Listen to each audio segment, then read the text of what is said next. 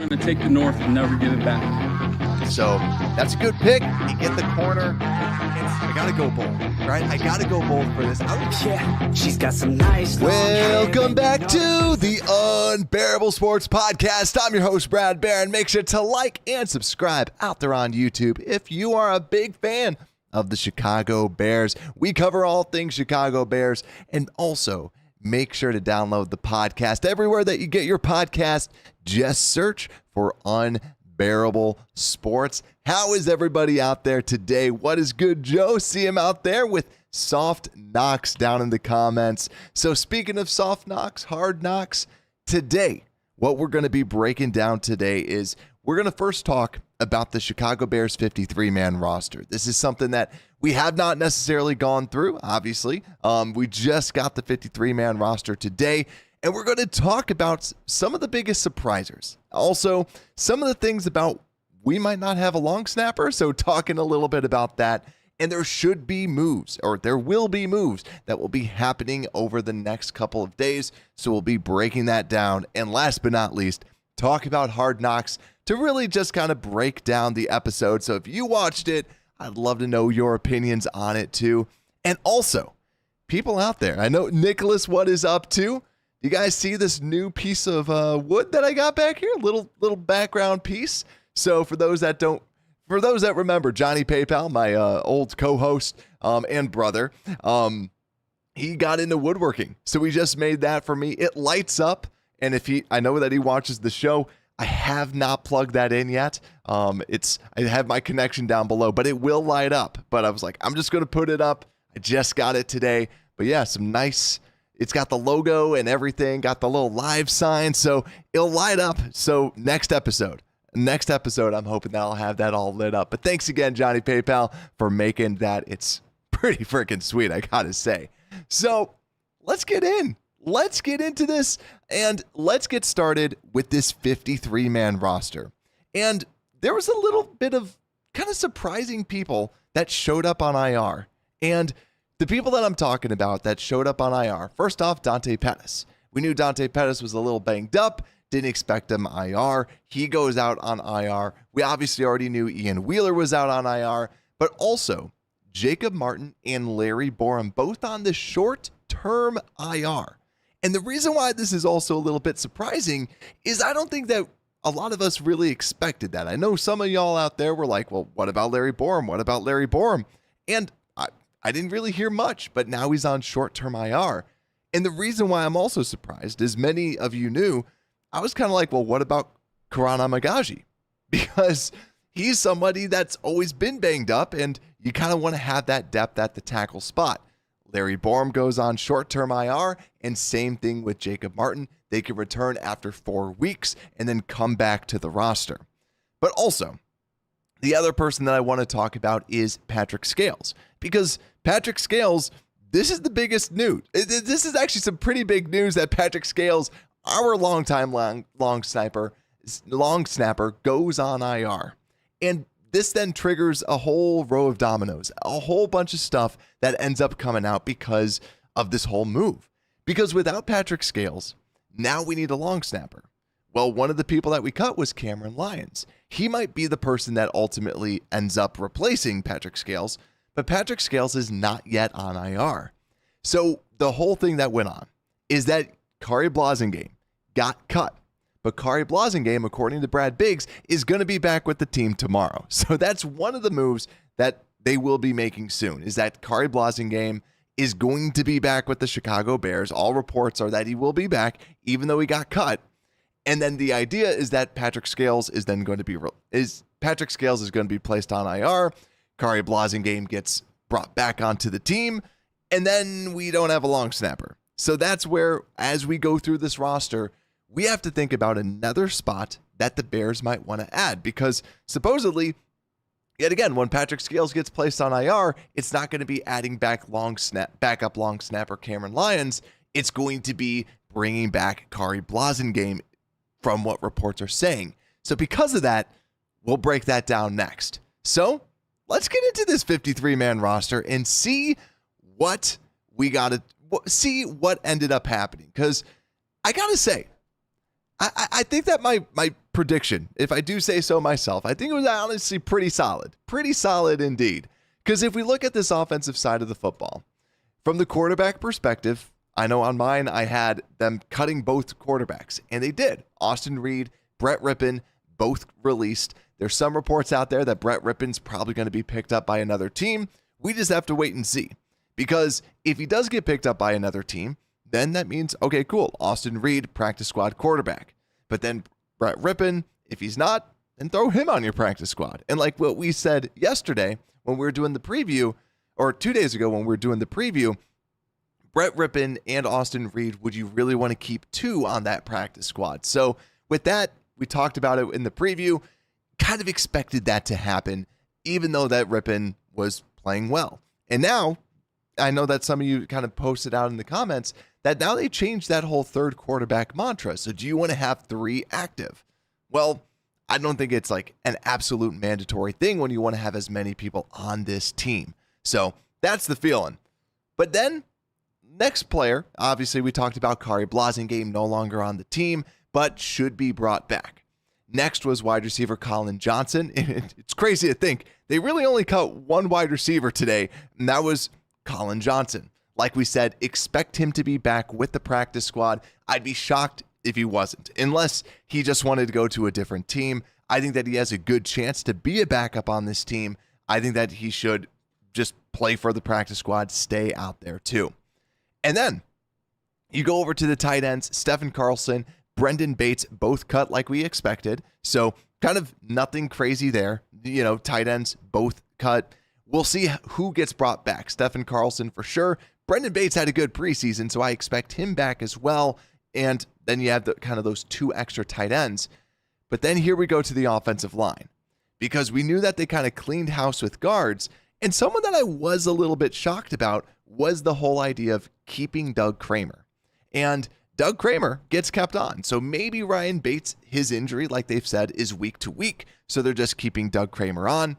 Maybe Doug Kramer is going to be the person, the odd man out ultimately for Cameron Lyons or whoever the long snapper is going to be in the long term.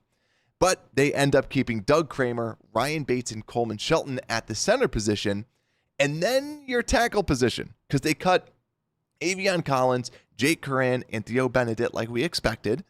But Karan Amagaji, Braxton Jones, Darnell Wright. Are we nervous about this tackle group? Because Karan Amagaji has not played a lot of football. So I'm hoping that the Bears fandom in him wants him to, like, he's all ready to go. He's all rearing, ready, and he's ready to just put a bruising on people. But it's most likely unlikely, is my feeling. So I'm really looking at this tackle position going, okay, unless they really, really have faith in the young man, I'm a little nervous. Unless, and then here's where the unless comes in. Unless Matt Pryor, who has played right tackle, unless Matt Pryor is there like low key, like, okay, if someone goes down, Matt Pryor, you're going to be the guy. I don't like that we're kind of like playing Russian roulette at the offensive tackle spot with this roster, but that's kind of what the feeling is that we have right now. But on the interior, Nate Davis, Tevin Jenkins, Bill Murray, and Matt Pryor. So that kind of wraps up the offense. Like a lot of expected cuts like we talked about. Now, we predicted that, but there's still, like, obviously Colin Johnson and Brett Rippon were surprises to a lot of people. So let's go down into the comments. Hype Rider, what is good, my friend? Saying Colbert feels like a practice squad guy, along with Baskerville, Reddy, and Austin Reed. I feel like the Bears are going to place a couple more players on IR, like Ryan Bates, and end up claiming some of their other guys they cut. Also, Shy Drax, what's good, my friend? Hope you are doing well out there. Saying only 4 likes? Come on, people. Stomps. Love it. Love it, Shy Drax. So, yeah, everyone, if you're watching out there, drop a like. Helps out the show tremendously. Also, tell a friend about the show. So, I appreciate that, Shy Drax, for sure. So, let's go over to the defense, okay? Because the offense, this is kind of what we have right now. Yet again, my biggest concern, just at that offensive tackle position, that's my concern right there. But if we flip over to the defense, and let me just move my video a little bit up so that I can see, y'all can see my face. But on this defense, who the Bears ended up cutting is on the defensive line, Byron Coert, Deshaun Mallory, Jamri Croma, all expected moves. But the thing that we did not expect, and actually probably something that I'd say is one of my biggest shocker, is the Bears keeping 6 active defensive ends, because we've typically seen 5. What do the Bears do? They keep Montez Sweat, Dominique Robinson, Austin Booker, DeMarcus Walker, Daniel Hardy, and Darrell Taylor all at the defensive end spot. And this is where I was thinking, hey, they might cut one loose or something like that. They end up not. But also at the defensive tackle spot, only keeping 4 with Zach Pickens, Andrew Billings, Javon Dexter, and Chris Williams. So something that I do want to bring up about this whole defensive line. We talked about the Bears needing another long snapper, bringing in a long snapper in, so that means someone's out. I'm still curious about Daniel Hardy. I'm not fully sold that he is an official person on this roster just because someone is going to be let go. Someone is going to be on the practice squad for that long snapper, because it does seem, like I mentioned, Kari Blasingame should be back. And that's why I'm looking at Daniel Hardy. Because Daniel Hardy you can release, and then if everyone else's practice squad is getting filled out, hopefully you feel like he can clear waivers, and then you can stash him on your practice squad, and you can keep him there. Because also 6 defensive ends, that's a lot. That's really a lot. So that's where I think that maybe Daniel Hardy, maybe they are going to stash him out there. Because also what happens when Jacob Martin's back? They're not going to get rid of Taylor. They're not going to make a bold move like cutting Dominique Robinson. I think Daniel Hardy is ultimately that the guy on the short leash, the guy that most likely I could see him being the person that's kind of holding his breath right now going, all right, I'm not going to celebrate because we got 6. We got 6 at this defensive end spot. So that might be me who gets released next. So that's my feeling on it overall. But also Joe saying Dom Rob must have dirt on polls.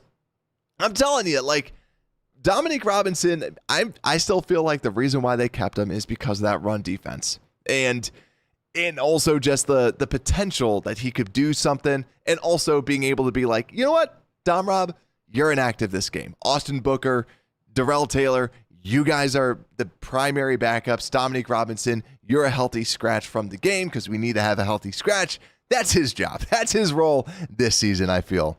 But also Hype Rider saying they are heavily favoring their own draft picks. I didn't like Sewell over Baskerville. Dom Rob, same situation. Agreed.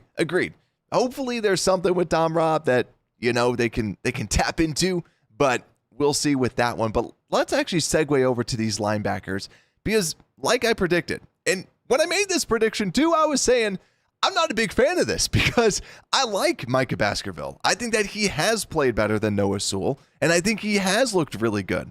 Bears end up cutting Carl Jones Jr., good, most likely going to be on the practice squad, Paul Moala, and then also Micah Baskerville, who I also think is going to be a candidate for the practice squad. We saw them keep 2 linebackers last year. I think it's going to be Carl Jones and Baskerville. Baskerville for sure. So they only keep 5 linebackers. Baskerville was kind of the big one even when I was making my roster. That was the one I was like, I don't want to, but I did. And unfortunately I was correct because Baskerville's good, man. Baskerville's very good. And I see Nick out there saying he thought that Noah Sewell was going to get cut. It would have been surprising because of the potential. Like, because we saw it last year and also we saw it in Oregon. He's got a lot of potential, but man, I hope he was injured because he just did not look like the same Noah Sewell that we've seen before. And if he's fully healthy and he looked like that, man, he's got to do something. Like, you see the size on the dude. Like, you see the size profile that he brings. Yeah, he just looked a little awkward out there. He looked afraid of contact. And I think, yeah, if you're frequently injured, you might be a little bit more afraid of contact. Noah Sewell did not look very consistent out there for sure. So let's go over to the defensive backs, where I also have another shocker. Or not like, oh my God, I can't believe it. But just something that kind of took me off guard, because we got the safeties correct. When we were doing the previews, we got that correct. Jaquan Brisker, Elijah Hicks, Kevin Byard, Jonathan Owens, and they ended up cutting Tarvarius Moore, and then also Adrian Colbert. And I do agree with the comments with Hype Writer. I do agree with you. I think that Adrian Colbert just screams practice squad. It screams like he's going to get cut next episode in HBO Hard Knocks, and then they're going to bring him back on the practice squad because of just who he is. But also, like we've said, it really does seem like Ryan Poles and this team likes Adrian Colbert. He's a good veteran, a good solid presence, and hey, and like what we learned at Hard Knocks, he's kind of the Zen master. He's got his like little sound bathing that he does, and everything like that. Like just very, just a Zen chill dude. So obviously they got to bring him back on the practice squad. You got to have somebody like that passing around these crystals to everybody to get them all zenned out and everything like that. But let's go over to the corners because, like I've said, this was the hardest group for me to predict because we have so much depth. And ultimately, the Bears cut bait with Leon Jones, get rid of Reddy Stewart, Roe Torrance, and also Greg Stroman Jr. And my biggest shocker was not because of Reddy Stewart. Like I mentioned on the show, I predicted Reddy Stewart. I think he's going to be on the practice squad. I think that the big reason why he got cut, but yet again, it's the body of work, not just one game, not just that final game, just training camp, everything else looked really good, but not as good as Josh Blackwell. Not as good to take his job in that slot corner spot. So ultimately, we see Reddy Stewart being cut, but Greg Stroman Jr., a good veteran. I always like when he's out there. Like if anyone goes down, I'm like, okay, Stroman's out there. Stroman's going to do well. So hopefully Stroman can be a practice squad player if they deem that, or maybe he's someone like last season. Keep in mind, Greg Stroman wasn't on the active roster last year at the very beginning of the year. He was brought in and signed off the streets because he was familiar with the system. He's played with the Bears before. So maybe they're going to try and do a similar thing like that. And then you see like maybe a Leon Jones and a Reddy Stewart make the practice squad at that corner position than bringing in a veteran like a Greg Stroman. But still, very deep cornerback class that we have on this team. Very fine with that. But yeah, just a little bit of a shocker. So I think the biggest quote unquote shockers, 6 defensive ends, and then getting rid of Greg Stroman, and like yet again, not kind of like, oh my God, what? And then also I'd say keeping Doug Kramer and then having Karan Amagaji as your swing tackle current state, where he has not played a snap of preseason football. He has not played at all. So hopefully he's ready, or they are looking to do something. But let's see. Well, also let's see out there, Hype Writer saying, yeah, Sewell has the pedigree and intangibles to be a problem, but production hasn't been there. Doesn't fit with Bears' MO of effort over name, but they might see something in practice we're missing. And then Shadrack saying too, King Poles isn't done. Exactly. Like, we know this. And I said this like when we were doing the preview. No one's going to be 100% right on these things because Ryan Poles is going to do something. And we've seen this time and time again. He's going to go out. He's going to clear some stuff away. And like we said, you're going to see them bring back Kari Blasingame, as all reports indicate. You should be able to see that. And then after that, then we're going to see, okay, are they really going to roll out with Karan at tackle? That's something to look out for. I think if they're going to, when they bring in the long snapper, look for Daniel Hardy. Daniel Hardy's my number one bet. Then I'd say maybe Doug Kramer, then go into the practice squad or something like that. But if Ryan Bates, I don't think he's going to be on short-term IR. I know that was out there. I don't think he's going to be on short-term IR. I think he's more so going to be hey, we're just going to keep Ryan Bates as week to week. Doug Kramer, you're here. And then when Ryan Bates is back, then you're onto the practice squad and we'll bring somebody else up or something like that. That's what I could kind of envision the Bears doing ultimately with this roster. But let me know. Let me know what you think, because that's what I think is coming up next. Is there's still going to be moves. They're still going to be looking at the waiver wire a little bit and maybe bring in somebody else. Maybe they bring in a tackle. Maybe they bring in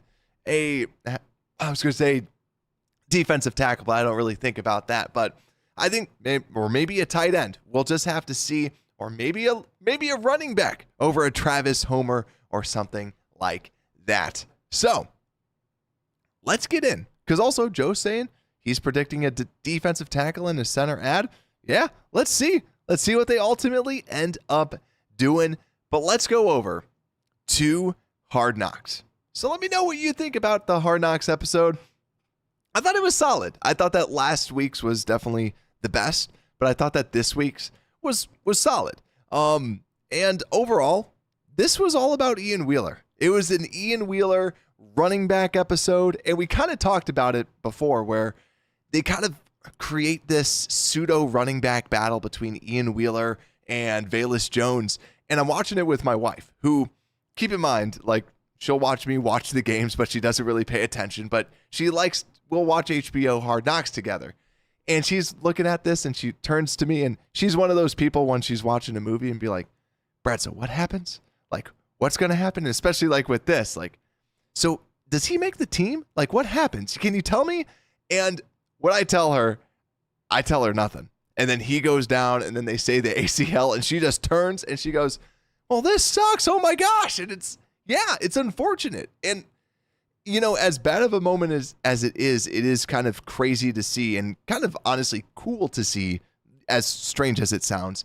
Like, it's good to see just like the human side of it and everything. And at the very end, something that I really liked is it just shows who Ryan Poles is, and it shows how he runs this team. Like we said, when we first got Ryan Poles, he's very robotic. He was very robotic. And when it comes to the contract negotiations, he's very like, I have this number. This is how I'm going to do.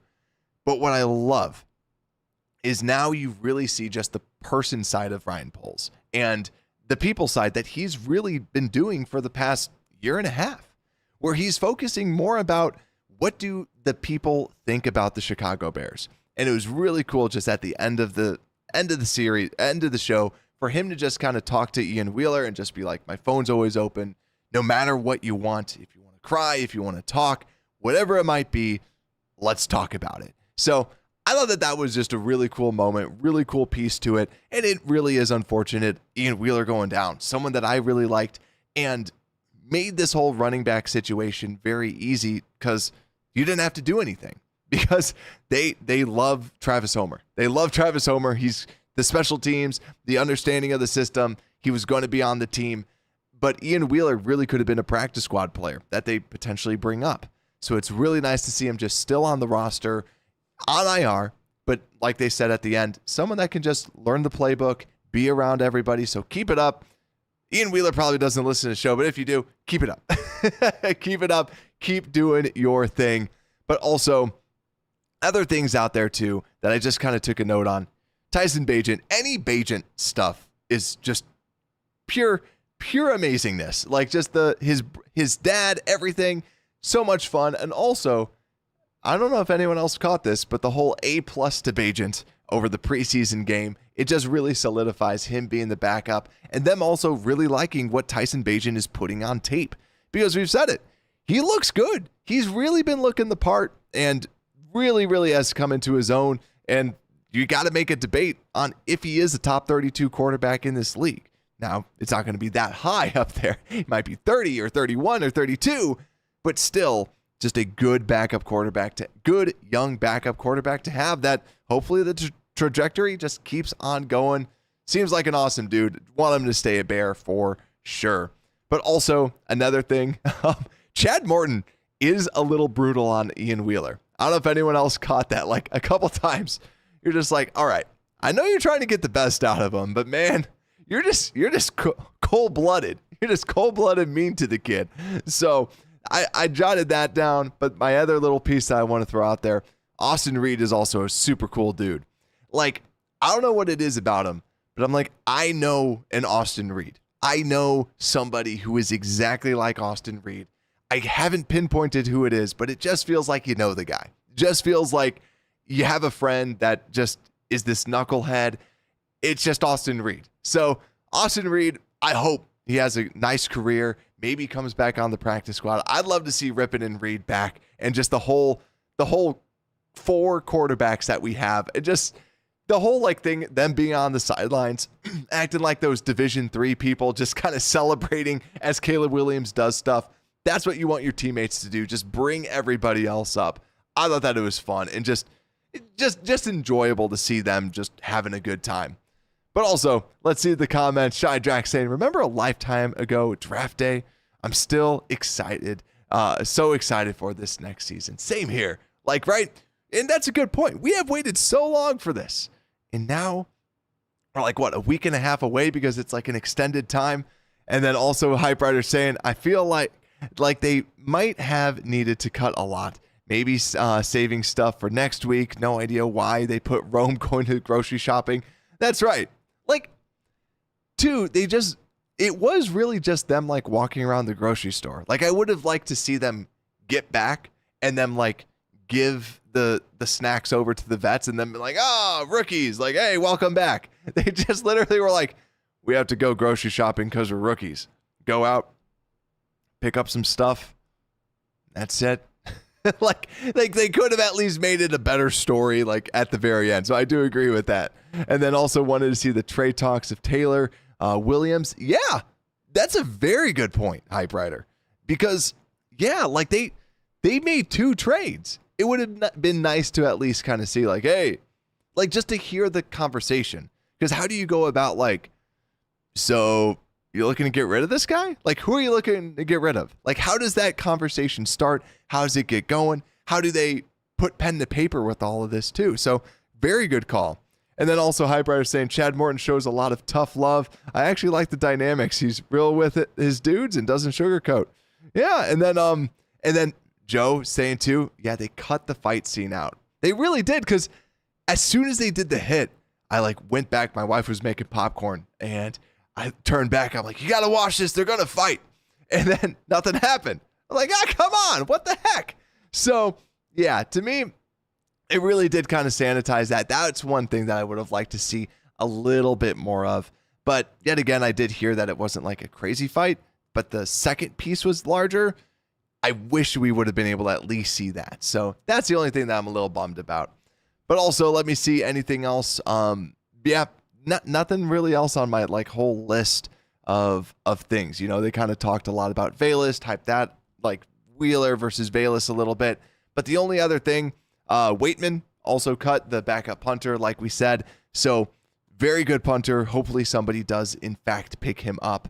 But we'll see. It's going to be a fun week. We're still not done with this 53-man roster. You know King Poles is going to be out there working the phones, trying to bring somebody in, and we'll keep you covered for tomorrow, which we expect some roster moves to happen out there, and we'll keep you all updated. So if you're watching out there, drop a like, helps out the show tremendously, and subscribe, tell a friend about it, and also, if you don't want to see my face, download the podcast. Just go over to Apple Podcasts, Spotify, you name it. Just simply download it. Just search for Unbearable Sports.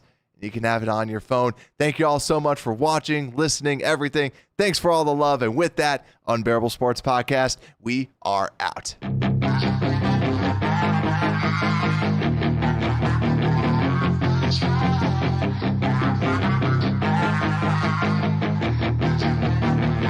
Yeah, she's got some nice long hair, and you know that she's a